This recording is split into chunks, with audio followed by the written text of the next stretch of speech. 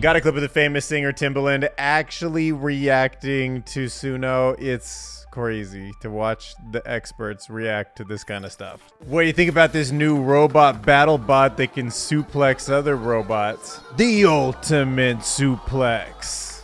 A new TikTok researcher is showing what communication is going to be like in 2030 once we're completely dependent on large language models. Thank you. Maybe instead, you should say, Dear John, I wanted to say thank you for taking the time to meet for lunch last week.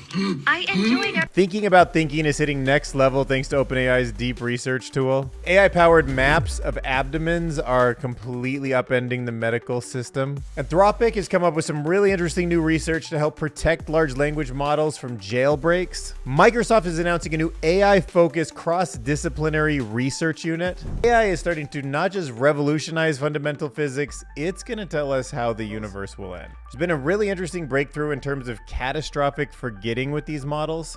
We're going to investigate whether or not there really is a social evolutionary purpose for consciousness or not. There's been some interesting flaws in the way that models like DeepSeek and O1 are actually reasoning to themselves. There's actually a data set now that incorporates how it is that blind people move. Autonomous cars need this data to get, even better at knowing what a person is doing. But first, let's head over to Alan's conservative countdown to AGI, still sitting at 88%, but we did get a big update today with OpenAI's deep research agent, along with some more industrial robot stuff. So using the new deep research, it takes up a lot of inference. You have to think really hard about these questions.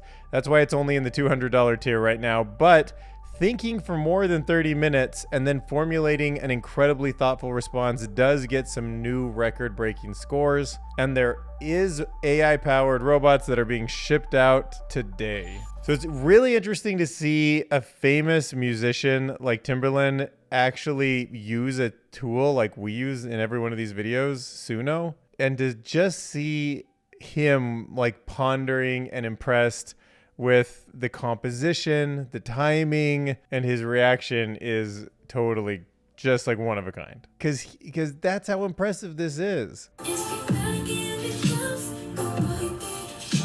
Hold on. How did that thing know how to space? I don't think it's saying lyrics yet, right? No, I think it's just tones. Like it's just tones. So it detects cadence. How did it get the cadence? Do you understand? Like, as a creator, as a producer, every beat that I do, I can put something on it. I just gotta prompt it right. Now it might not have the right lyrics, but like if it give me like sources of how many melodies? So that's the one that spit out. Oh, that's the one. You heard me say. The comment, that is so fire. This will speed up production so quick. I can definitely use this for top lines and figuring out cadences. And then I can fill in the lyrics afterwards. This is dope.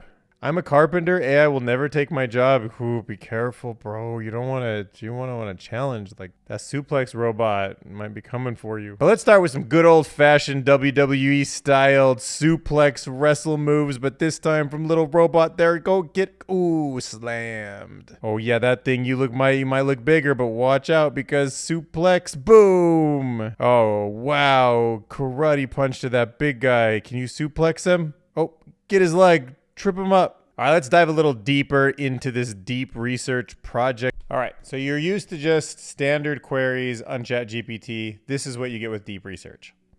So get from deep research is a comprehensive, fully cited research paper.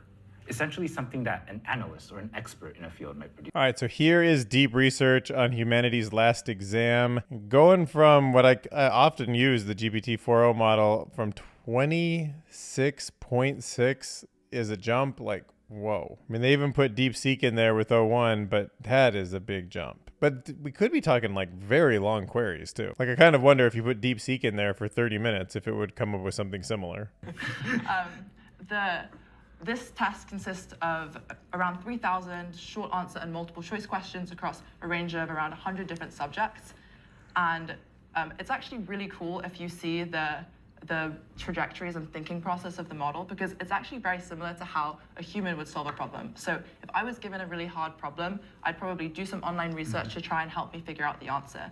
And we've seen examples, for example, in physics, where the model has to answer some hard calculation, it will look up an equation in an existing scientific paper and help that and use that for answering the question. Or in a poetry example, the model had to identify a very niche poetic meter for a new poem. And so we saw it looking up examples of other existing poems and trying to help that, use that to help it reason through how to get to the answer. So one thing that's fascinating about their examples with deep research is when it was asked to do a poem, it went out and like read some poems and thought about what they were. So in not its deep memory, not what it's trained on, but during its inference, it's also kind of like a human searching things, referencing things, thinking extra about certain things that it's found that are relevant to the moment. So it's pretty fascinating, this change. I mean, it's chain of thought and it's like in context, short-term learning taken to the extreme with this big long-term memory that it can pull from to reason. It's very human. Okay, so one of the things it's supposed to do is find needles in haystacks. So imagine some memory you have, but you don't remember where it really came from. You're looking for. And so this example might seem a bit contrived, but we wanted to show how good the model is at finding those needle in a haystack pieces of information. So the prompt is, there's a TV show that I watched a while ago. I forgot the name, but I do remember what happened in one of the episodes. Yeah. So there's a TV I watched a while ago, but I forgot the name. I do remember what happened in one of the episodes. They give some details, and it freaking tracks it down. Look at the original task over here. It actually looks like the task is still going on right now. But in the meantime, while we've kicked it off, it's already looked at 29 different sources and gone through a lot of different information. Oh, wow. Okay, perfect. Great timing. Incredible timing. Great.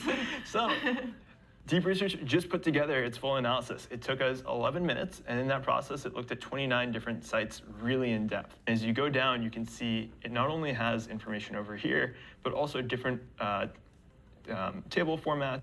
Man, it's just crazy to think about 11-minute, 20-minute queries. I mean, if you think about how fast tokens can spit out of these kind of systems, and then you think about you or me sitting down in a chair like this, just turning their phone off and like thinking hard about a problem, then grabbing a laptop, like getting some references, thinking about it, typing something, reviewing it, thinking about it. It's just doing that for a human for maybe weeks or months, and it can just do all of that in 20 minutes because it's a machine and it just goes that fast.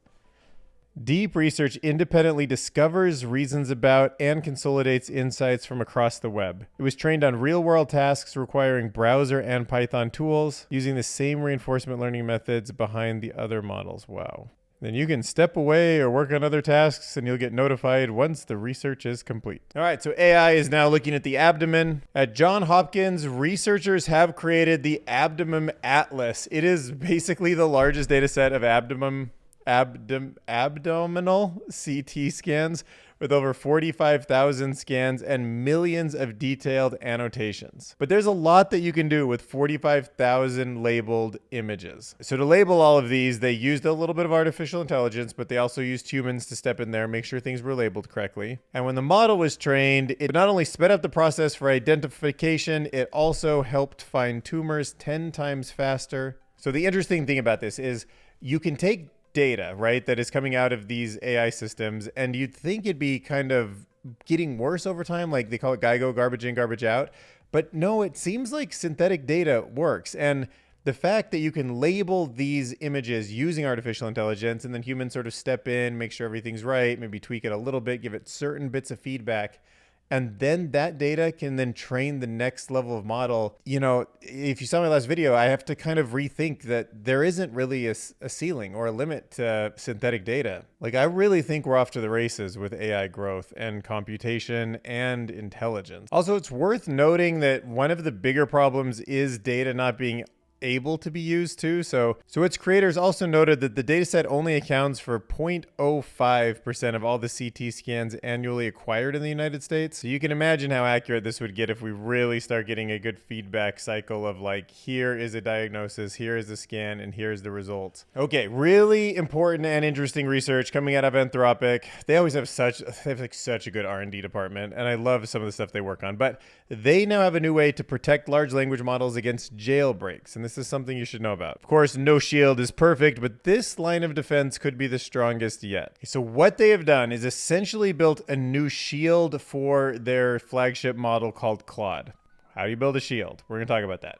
It is to stop hackers from tricking it into doing stuff that it shouldn't do. For example, if you go there and you try to say like, hey, make me this dangerous weapon, it needs to say no. But if you trick it like these jailbreaks do, sometimes you can get it to do stuff that it's trying, that they're trying to make it so it doesn't say. Once again, they turned to synthetic data. They generated tons of synthetic data of both acceptable and banned topics. Then they trained another model on that data, telling it these are the ones that were produced with good prompts.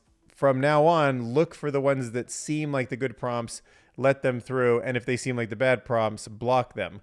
So now it's a little, I guess we could think of it like a little AI that's in front of the big AI that's just there to figure out if you're trouble or not. The metaphor in this is it's kind of like setting up a super strict bouncer at a nightclub to make sure that nobody slips in with a fake ID. So they're also trying to find holes in it. There's a bug bounty challenge. If you guys want to try to make 14 grand, feel free to try to get through it. If you're successful, money is yours. So far, over 180 people have spent more than 3,000 hours trying to break through it, and the shield has reduced successful jailbreak attempts from a whopping 86% to just 4.4%. So it's pretty hard to get in. Those metaphorical bouncers are doing their job. Mustafa Suleyman is back in the news. The co-founder and former head of applied AI at DeepMind, now working for Microsoft, is now in charge of a new business unit inside of Microsoft called the Advanced Planning Unit. And they are looking to understand the societal, health, and work implications of AI. Okay, so this unit does have access to some of the Microsoft cloud servers.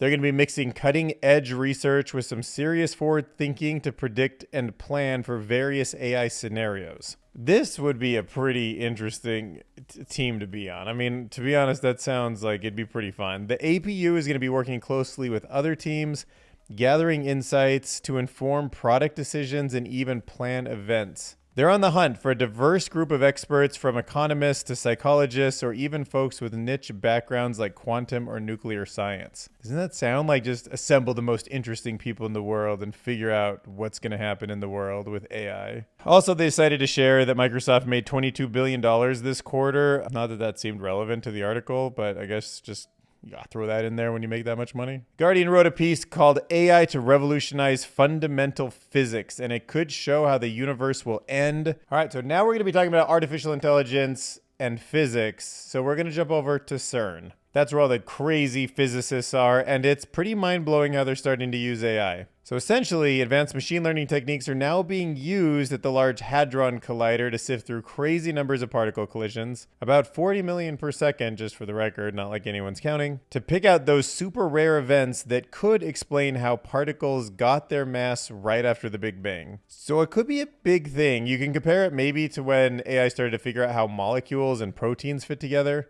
But the idea is we're going to figure out how the mysterious Higgs boson actually comes into existence, how it might interact with itself and other particles, and, more about the origins and fate of our universe. We can now ask some more complex and open-ended questions than we could have ever asked before AI, and you power that up with a data collection device like the Large Hadron Collider, and things are getting crazy. Scientists have long hoped that the LHC might be capable of producing dark matter, a substance that is believed to make up a large fraction of the universe. But given that the nature of dark matter is entirely unknown, searching for it is a challenging task. Generative AI could help prise this puzzle apart. You can start to ask more complex and open-ended questions. Just throw it all at an AI and say, is there something unexpected in here? We got the new deep research model. Pair that up, Hadron Collider this side, deep research on this side, boom, answers. Okay, so now we're going to talk about superposition, not the physics version of it, but the idea of superposition, meaning something that is learned inside of a model that's in a superposition. Anyhow, the paper's called Superposition in Transformers, a novel way to build a mixture of experts model. Okay, so here the researchers are tackling catastrophic forgetting, just when a system just, boom, like totally lost what was in there originally known. You keep training it, and then it forgets where it came from. But this new method called Superposition in Transformers fixes that by blending the original and the fine-tuned models together using, wait for it, same things we saw the Golden Gate neuron, autoencoders. And it uses that with a very unique blending technique. So Instead of overwriting old knowledge, this model learns how to switch between different tasks without losing anything. So they tested it by merging an English-trained GPT-2 with a French fine-tuned version of GPT-2. And the result was that a single model existed that could handle both languages well. Okay, so just think about that. You have this French model, this English model. The French model was originally the English model, but evolved. Then you bring them back together, and it now knows both. So it's almost like we're gonna have this one model and we keep training others, and we just keep bringing, like, just putting them back on top of each other. And we use a special, these guys have a special mathematics that you can use that tell it how to find this and that and put it together like through a normal equation, not like a tuning or a learning system. And this approach is a game changer for AI models because it lets them combine different skills without getting bloated or confused. So imagine something like this means we could just take Claude, Gemini, ChatGPT, bring them all together, and they would get smarter. And then we could even throw in Siri and bring it down a notch after. All right, let's talk about why there's a social evolutionary purpose for consciousness. So this article got me thinking, as we're training these models in AI, could we create kind of an evolutionary pressure that would make consciousness emerge from them? Like right now, they're just learning to get better at answering questions, but what if we gave them some sort of path towards consciousness? All right, and the big takeaway from this article is that I guess consciousness is pretty tangled up in your gut feeling. Like, even though it feels like we're all making our own decisions, like our consciousness is actively controlling what we do. Obviously, like your breathing and your heart's beating and stuff's happening in your body that you're not consciously making happen through, like, now it's time to beat a heart or something like that. So they're arguing that our subjective experience is more like a byproduct of deeper non-conscious brain processes, which kind of feels right to me. And even though it's kind of counterintuitive to think that what we feel like is free will or a sense of self, that it really isn't the boss in the first place. I mean, I've mostly given up on the idea of free will, but sort of still kind of think consciousness is like different. But they have this argument that consciousness evolved primarily for social purposes. That does make sense to me also. But then there's this suggestion that the brain-generated sense of awareness is just what helps us communicate our thoughts, feelings, and other ideas, which in turn supports social bonding and cultural development, which is why we feel self-aware and conscious. Not sure I'm ready to believe that, even if, I mean, that narrative doesn't seem like overwhelming evidence that I should be believing in yet. But if sharing our inner narrative with the world is the kind of communication that kept our ancestors alive, and what we call consciousness is our ability to share our inner narrative, then I don't know. I mean, it's worth thinking about. It's definitely in my head now. I also wanted to throw this article in here. It's called Reasoning Models Like DeepSeek R1 and OpenAI O1 Suffer from Underthinking. Obviously, this big revolution like the early 2025 and like late 2024 has been all of these reasoning models, and they seem phenomenally good to me. But, you know, they're not perfect, and Chinese researchers have now discovered why AI models often struggle with complex reasoning tasks. The reason? They tend to drop promising solutions too quickly, which ends up leading to wasted computing power and lower accuracy. So when they started looking at what ideas and thoughts are actually lost when it's reasoning, the team found that 70% of incorrect answers contained at least one valid line of reasoning that wasn't fully explored. So it's kind of like if you're sitting there thinking about how to solve a problem and you're like, nah, that wouldn't work, that wouldn't work. And then somebody went back and looked at all of those thoughts that you dismissed, and some of them, you know, they weren't fully thought out. Like maybe they would work, maybe they wouldn't, but you shouldn't have dismissed it yet. So if these systems can get better at noticing what they should be throwing away and what they should be thinking about until they come to the right conclusion to throw it away, they might get really smart really quick. Okay, so here's one of the problems with self-driving autonomous cars is when they look at people, they start to learn these patterns in how they move and walk. Some people walk in very unique ways. Maybe they have a certain like limp, or they have, I don't know, a prosthetic leg. Or if you're blind, you tend to walk differently, right? Like you can't just walk with that sense of same vision. So you walk more carefully. Maybe you have a guide dog. You often have a stick or a cane to like check for things in front of you. And that is this data set that's kind of been underrepresented. And sometimes autonomous cars are not noticing them as quickly. They're not as used to seeing them in the data. So this became a glaringly obvious problem after an incident from a couple years ago. There was an autonomous Toyota in Tokyo. It accidentally collided with a blind athlete during the Paralympics. So over the last couple years, this team at Boston University has created this new data set called Blindways. They used wearable motion capture systems and 18 sensors to record real-world 3D movement data of blind pedestrians as they navigate urban settings. So this included canes, guide dogs, all that stuff I was talking about. And now they have this amazing data set of unique niche data that they can put into all the autonomous systems. So hopefully in the future, these cars can see, people. And, to be fair, this is kind of a human problem too. I mean, although we do see people really well, there's a lot of motorcycle accidents, and it's usually because our brains get so used to seeing cars that you just don't notice something that's just kind of a different shape, a little bit thinner, moves a little quicker in your rearview mirror or your side mirror. You're kind of being tuned on big cars all around you. And then you start to forget motorcycles. So we have to do the same thing with cars. We have to keep updating them with motorcycle data, blind pedestrian data, more random incidents that you don't see very often so that they're aware of them when they do have those rare occasions. A super powerful data set. So if you want to support the channel, hit up patreon.com/DylanCurious, which is literally like my definition of the perfect job. So thanks for allowing me to even do this with you. All right, let's see what you guys said in the last comments. The future of cinema seems like every day folks create their own film. Let's see, 1044, where I just paused. What you're describing sounds, but now I need to look up what this SEO alkanization thing is. Okay, SEO alkanization is a major story arc in Sword of Art Online franchise. Oh.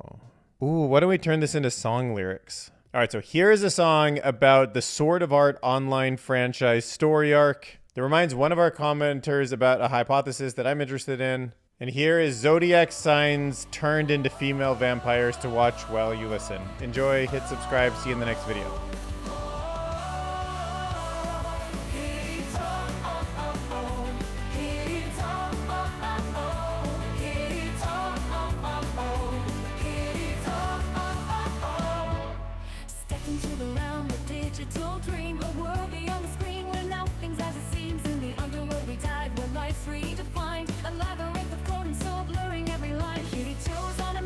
Crossing every border where reality and fantasy dance in perfect order. Ethics and identity questions in the night in a cybernetic wonderland where dark meets light.